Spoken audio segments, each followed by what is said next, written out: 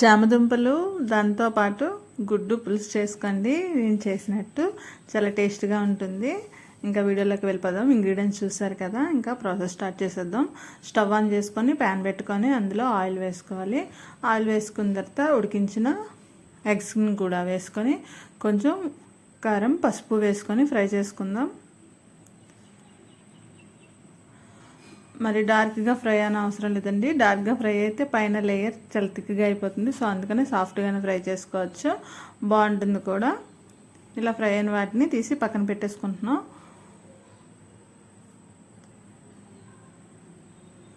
అదే ఆయిల్లో కొంచెం జీలకర్ర, ఆవాలు, ఒక హాఫ్ స్పూన్ వరకు మెంతులు వేసుకొని అవి కొంచెం వేగాక ఒక 2 ఆనియన్స్ తీసుకొని చిన్న ముక్కలుగా కట్ చేసుకొని వాటిని కూడా వేసుకోవాలి. ఇప్పుడు నేను తీసుకున్న 1/2 కిలో ఉంటుంది అనుకుంటానండి ఆ చామదుంపలు. దానికి 2 పచ్చిమిర్చి, 2 ఎండుమిర్చి, కరివేపాకు కూడా వేసుకొని అవి కొంచెం వేగాక అందులో మనకి దానికి సరిపడ ఉప్పు వేసుకోవాలి. ఉప్పు కూడా వేసుకున్న తర్వాత 1/2 స్పూన్ వరకు అల్లం వెల్లుల్లి పేస్ట్ అది కూడా వేసుకొని బాగా ఫ్రై చేసుకోవాలి.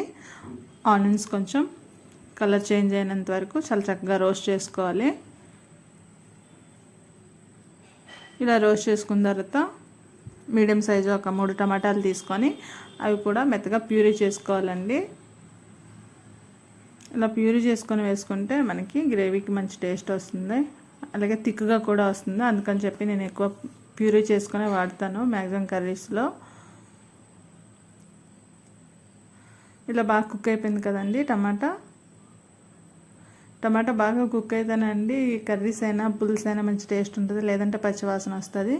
నేను చామదుంపల్ని ఆల్రెడీ బాగా క్లీన్ చేసుకొని ఒక 70% వరకు బాయిల్ చేసి పక్కన పెట్టేశాను.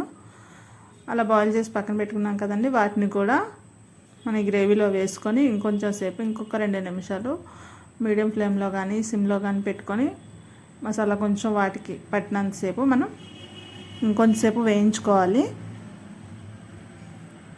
ఇలా వేయించుకున్న తర్వాత మనం ఇప్పుడు దీనిలోకి స్పైసెస్ అన్ని వేసేసుకోవడమే.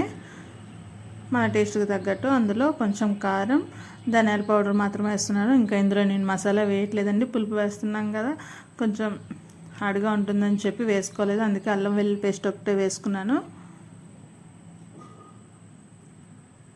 ఇది కొంచెం ఇలా ఫ్రై అయిన తర్వాత మనకి ఇందులో పులుసు అన్నాం కాబట్టి కొంచెం చింతపండుని ప్యూరీ చేసి వేసుకున్నానండి. ఎక్కువ చింతపండు పులుపు వేయకూడదండి, కొంచెం మైల్డ్గా ఉన్నట్టయితే కొంచెం బాగుంటుంది. అలా పులుపు వేసుకున్న తర్వాత ఇంకొంచెం వాటర్ చూసుకొని వేసుకొని బాగా కలుపుకొని అందులో దానికి లాస్ట్లో కొంచెం కొత్తిమీర కూడా వేసుకొని కొంచెం బాయిల్ రానివ్వాలండి. దీనిలోకి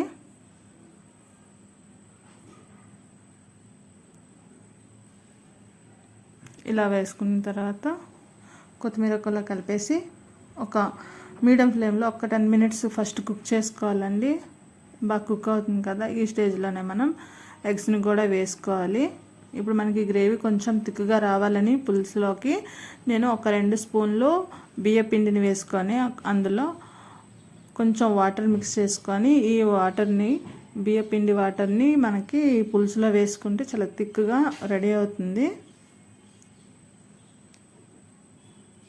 చామదుంపలు ఎక్కువ ఉడికించుకుంటే పేస్ట్ అయిపోతుందండి. సో అందుకనే తక్కువ ఉడికించుకోవాలి, మరి ముద్దగా అయిపోకుండా జిగురు ఎక్కువ అయిపోతుందని చెప్పి నేను తక్కువే ఉడికించుకున్నాను.